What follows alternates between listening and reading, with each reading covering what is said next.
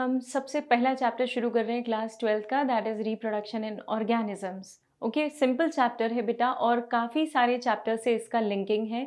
जैसे plant reproduction में भी इसके कॉन्सेप्ट्स आप देखेंगे, एनिमल रिप्रोडक्शन में भी इसके कॉन्सेप्ट्स हैं, प्लांट किंगडम में इसके कॉन्सेप्ट्स आएंगे, एनिमल किंगडम में कॉन्सेप्ट्स आएंगे, ग्रोथ एंड डेवलपमेंट में भी इसका कुछ हिस्सा आएगा। तो ये चैप्टर काफ़ी दूसरे चैप्टर से लिंक करता है।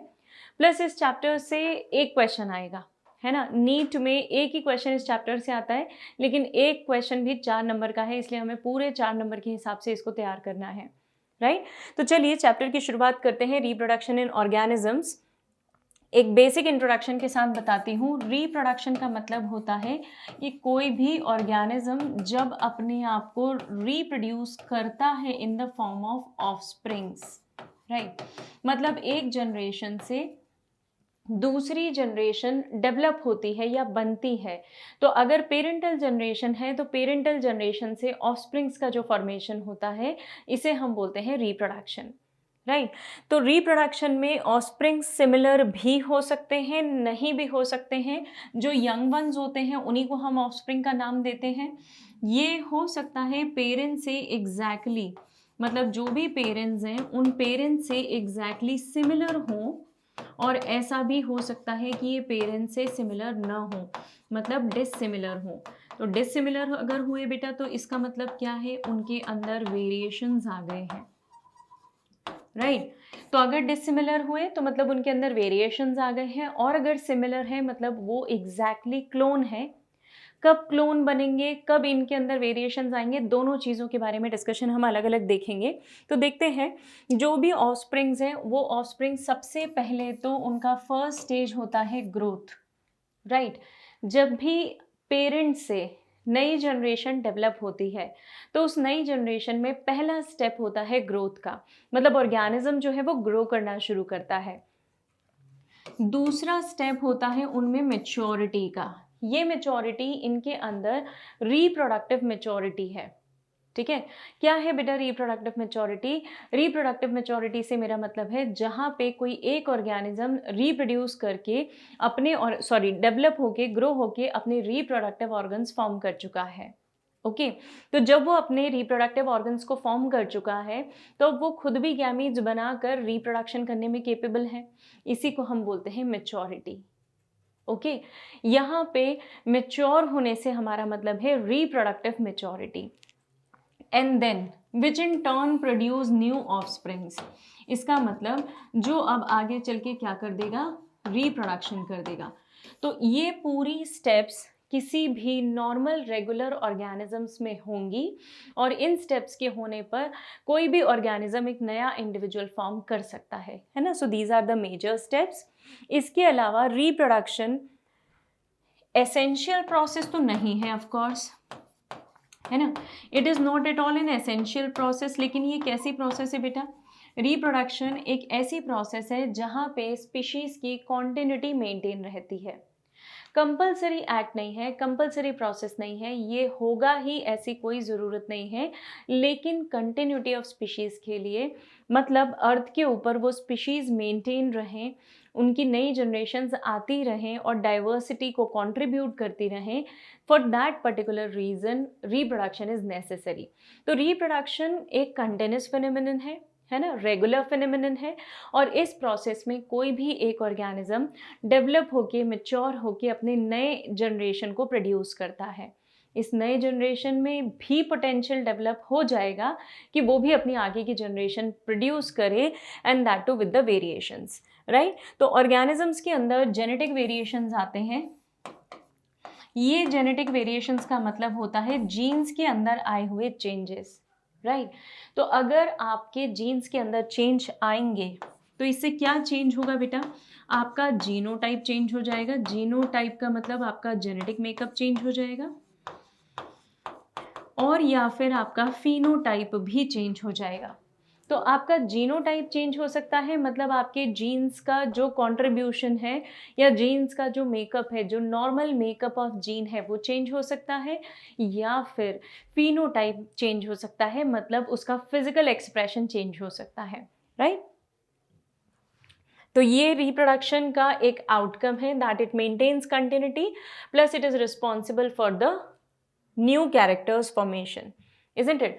अब देखिए लाइफ स्पैन क्या होता है ना, किसी भी लिविंग ऑर्गेनिज्म में लाइफ स्पैन एक बहुत इंपॉर्टेंट फैक्टर है, क्योंकि इसी के दौरान वो अपनी सारी एक्टिविटीज़ को परफॉर्म करने वाला है। तो लाइफ स्पैन का मतलब होता है कि कितने लंबे टाइम तक कोई इंडिविजुअल सर्वाइव करेगा, जिंदा रहेगा, उसे हम बोलेंगे लाइफ स्पैन, राइट। तो देखिएगा लाइफ स्पैन का मतलब होता है एक पर्टिकुलर पीरियड जो बर्थ से डेथ तक होता है किसी भी इंडिविजुअल में। मतलब अगर किसी इंडिविजुअल को आप देखोगे तो बर्थ टू डेथ जो उसका सर्वाइवल पीरियड है, जो उसकी लाइफ है, उसी को हम बोलते हैं उसका लाइफ स्पैन। अब तुम अगर ये देखोगे तो जो मल्टी सेलुलर ऑर्गेनिजम्स हैं उनके अंदर तो लाइफ स्पैन मुझे बहुत क्लियरली दिखाई दे जाता है कि भाई कोई इंसान है, ह्यूमन बीइंग है, डेवलप हुआ है, धीरे धीरे ग्रो होगा, मेच्योर होगा, उसके बाद उसकी डेथ हो जाएगी। तो एक मल्टी सेलुलर ऑर्गेनिज्म के लिए तो ठीक है, लेकिन यूनिसेलुलर ऑर्गेनिज्म के केस में क्या होगा बेटा? यूनिसेलुलर ऑर्गेनिजम्स के केस में कोई एक ऑर्गेनिज्म दो ऑर्गेनिजम्स में कन्वर्ट होता है ना। तो अब आप ऐसा बोल सकते हो क्या कि ये मर चुका है? नहीं बोला जा सकता, क्योंकि ये तो दिख रहा है हमें।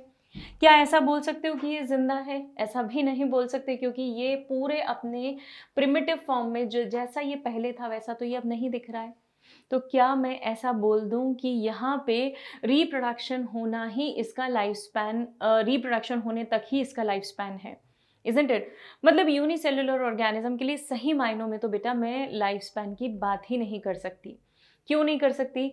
सिर्फ एक छोटा सा कारण है कि यूनिसेलुलर ऑर्गेनिज्म में तो जैसे ही उन्होंने रिप्रोड्यूस कर लिया, राइट, जैसे ही उन्होंने फिशन की प्रोसेस कर ली, बाइनरी फिशन सपोज कर लिया, तो एक सेल जो है वो दूसरे दो सेल्स में कन्वर्ट हो गया, डॉटर सेल्स में कन्वर्ट हो गया।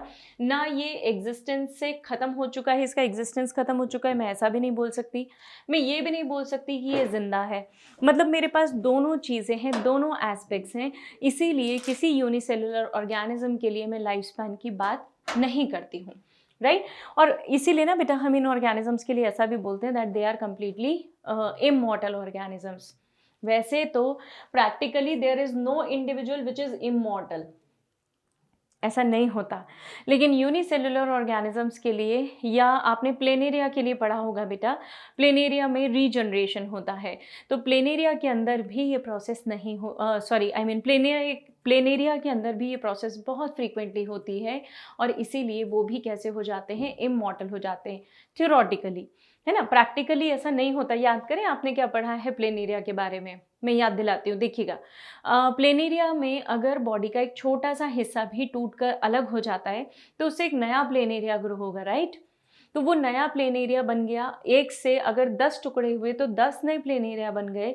ये 10 प्लेनेरिया में अगर फिर से 20 पीसेस एक प्लेनेरिया में जनरेट हुए तो इमेजिन कीजिए आपके पास ये ऑर्गेनिज्म कितना रैपिड रेट पे ग्रोथ होता हुआ आपको दिखाई देगा, इज़न्ट इट? तो इसीलिए हमें ये बहुत जानना ज़रूरी हो जाता है कि इन ऑर्गेनिजम्स में मोर्टालिटी रेट क्या है। ओके, तो mortality rate single cell organisms का अलग होता है।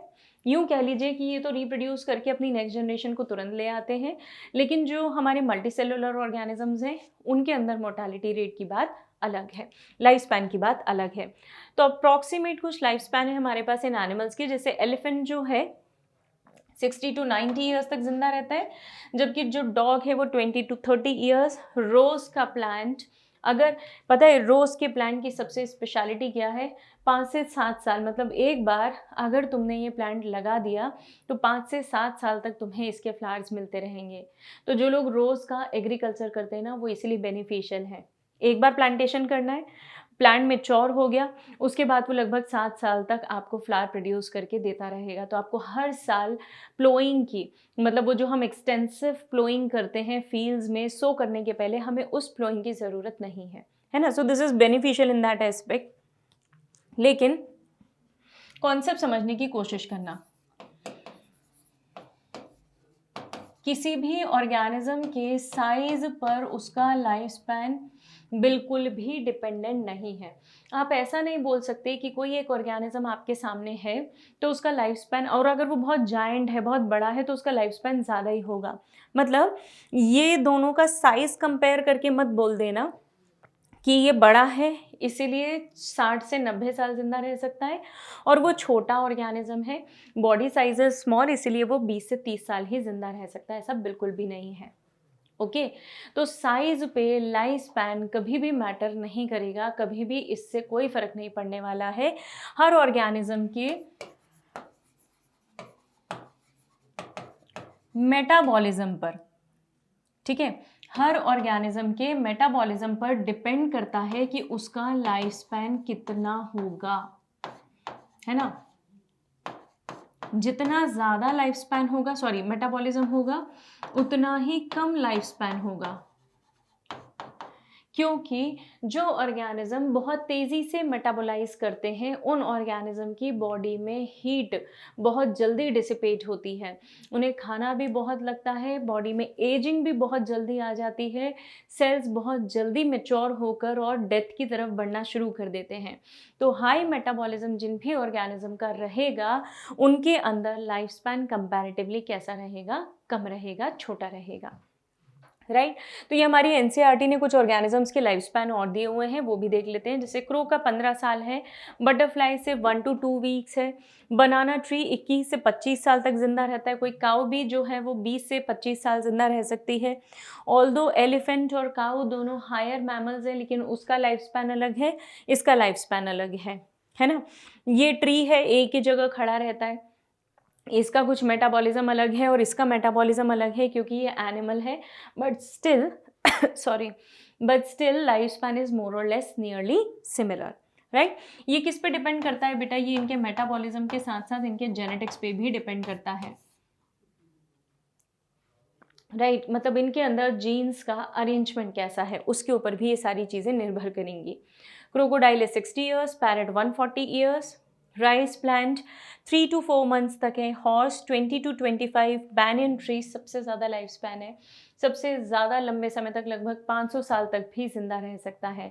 ये डेटा हमने एज इट इज़ एनसीईआरटी से उठाया है, आप देख सकते हैं वहाँ पे भी।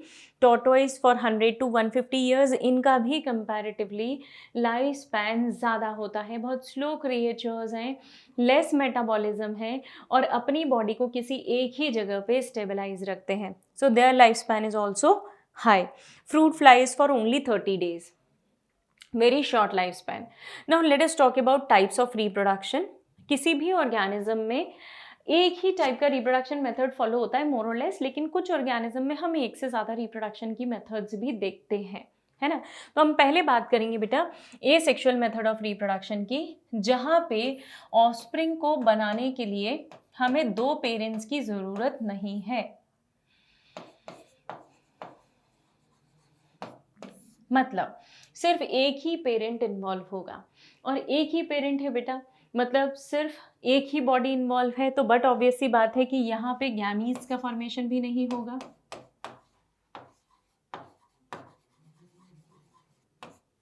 सो there will be no gametes, gametes नहीं होंगे तो there will be no zygote, है ना, क्योंकि गैमीट्स फ्यूज नहीं होंगे, जाइगोट नहीं बनेंगे, और जाइगोट नहीं रहेगा बेटा तो एम्ब्रियो भी नहीं रहेगा। आई बात समझ में। मतलब ऐसे ऑर्गेनिजम्स जिनके अंदर गैमीट्स का इन्वॉल्वमेंट नहीं है, वैसे स्पोर्स हो सकते हैं, हम आगे चल के पढ़ेंगे कि किन में स्पोर्स इफेक्टिव होते हैं रिप्रोडक्शन में। स्पोर्स हो सकते हैं लेकिन गैमीट्स नहीं होंगे, right. Male gamete, female gamete, specifically 2 अलग अलग गैमीट्स होना, उनका फ्यूज होकर zygote banana, this will not be the condition. ऐसा होने से प्रोसेस कैसी हो जाएगी बेटा, क्विक हो जाएगी, है ना, जल्दी ख़त्म हो जाएगी प्रोसेस, बहुत स्पीड अप हो जाएगी।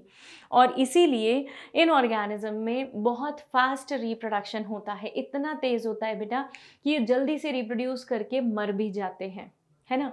और ये जल्दी रिप्रोड्यूस करते ही इसीलिए हैं क्योंकि इनका लाइफ स्पैन कैसा है, छोटा है। फाइन। हर एनिमल जल्दी से रिप्रोड्यूस नहीं कर पाता और स्पीड अप नहीं करता, या अर्ली मैचुरेशन उसकी बॉडी में नहीं दिखता, रिप्रोडक्टिव मैचुरेशन की बात कर रही हूँ, ऐसा इसीलिए क्योंकि ये लाइफ स्पैन पे डिपेंड करता है। जिनका लाइफ स्पैन कंपैरेटिवली छोटा है, अगर लाइफ स्पैन छोटा है तो वो ऑर्गेनिज्म बहुत तेज़ी से ग्रो नहीं कर पाएगा, बहुत तेज़ी से ग्रो कर पाएगा और उसके बाद वो बहुत फटाफट से रिप्रोड्यूस भी कर पाएगा। तो जितना कम लाइफ स्पैन उतना क्विक रिप्रोडक्शन का मेथड होगा। चलिए आगे कुछ पॉइंट्स की डिस्कस करते हैं। क्योंकि यहाँ पे एक पेरेंट है, मतलब there is one set of DNA, and since there is one set of DNA, there will be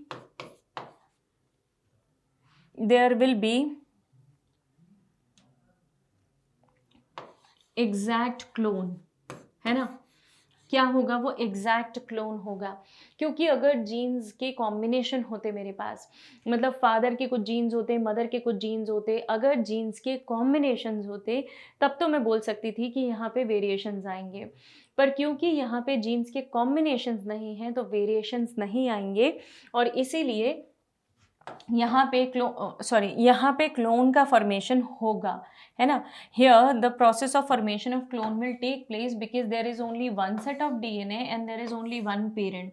तो एग्जैक्टली क्लोन में इसी का क्या होगा बेटा, कॉपी, है ना, इसकी एग्जैक्ट कॉपी इसमें होगी।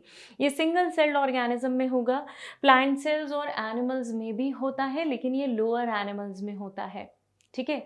हायर एनिमल्स में तो ये प्रोसेस नहीं हो सकता ऑफ कोर्स, लेकिन लोअर एनिमल्स में the same process takes place, जहाँ पे क्लोन्स बहुत इजीली, पेरेंट्स के क्लोन्स बहुत इजीली बन जाते हैं। सेल डिवीजन अपने आप में किसी भी यूनिसेल्युलर ऑर्गेनिज्म का मोड ऑफ रिप्रोडक्शन है ना।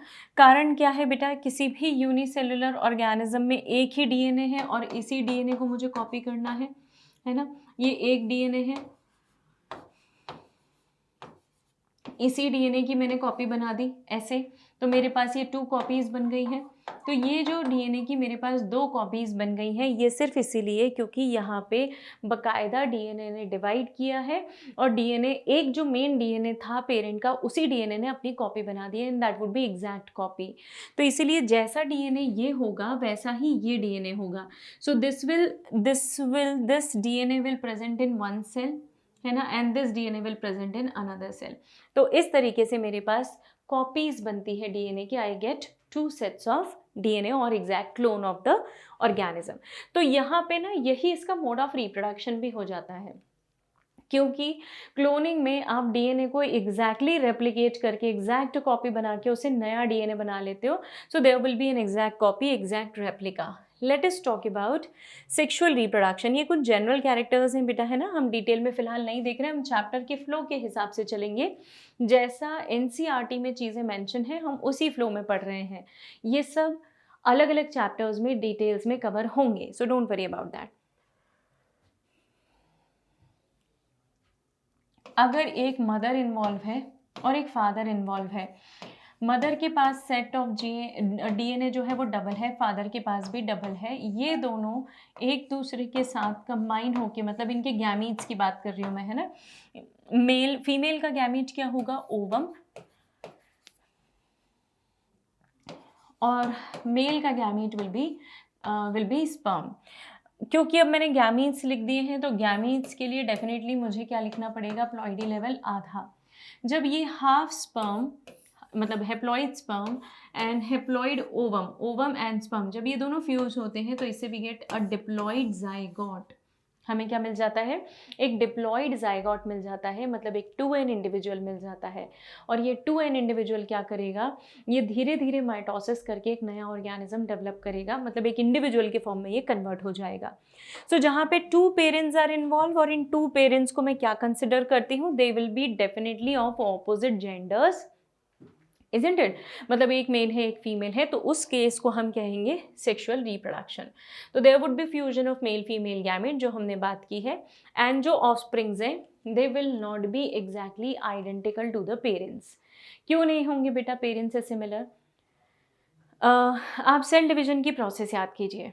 सेल डिवीजन में क्या होता है, जब मियोसिस होता है तो उस मियोसिस की प्रोसेस में क्रॉसिंग ओवर होती है। रिमेंबर, मैं आपको बताती हूँ, याद दिलाती हूँ। अभी फ़िलहाल हेडिंग पे मत जाइएगा, मैं आपको पहले वाला जो कॉन्सेप्ट है वो बता रही हूँ। हमारे सेल्स जो हैं वो मियोसिस करते हैं, ठीक है। Cells they perform meiosis. Meiosis में एक होता है मियोसिस 1, एक होता है मियोसिस 2। मियोसिस 1 जो है that is divided into prophase 1, metaphase 1, anaphase 1 and telophase 1।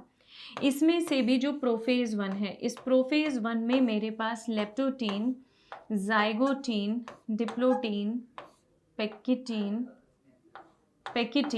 Diplotene and diakinesis, कुछ ऐसी साइकिल्स होती, कुछ ऐसी स्टेजेस कह लो, स्टेजेस सब स्टेजेस होती है मेरे पास। उसमें से जो पेकिटीन है बेटा, इस पेकिटीन में एक बहुत इंपॉर्टेंट प्रोसेस होती है जिसे हम बोलते हैं क्रॉसिंग ओवर। और क्रॉसिंग ओवर में क्या होता है, जो जेनेटिक मटेरियल है वो एक्सचेंज होता है। तो एक क्रोमोसोम का जेनेटिक मटेरियल का कुछ हिस्सा दूसरे क्रोमोसोम के ऊपर आ जाएगा और इस तरीके से दोनों के सेगमेंट्स में क्या हो जाएंगे, एक्सचेंज हो जाएंगे। तो क्रॉसिंग ओवर की जो प्रोसेस है, राइट, जो क्रॉसिंग ओवर की प्रोसेस है वही तो वेरिएशंस का सोर्स है, वही तो वेरिएशंस इंट्रोड्यूस करती है।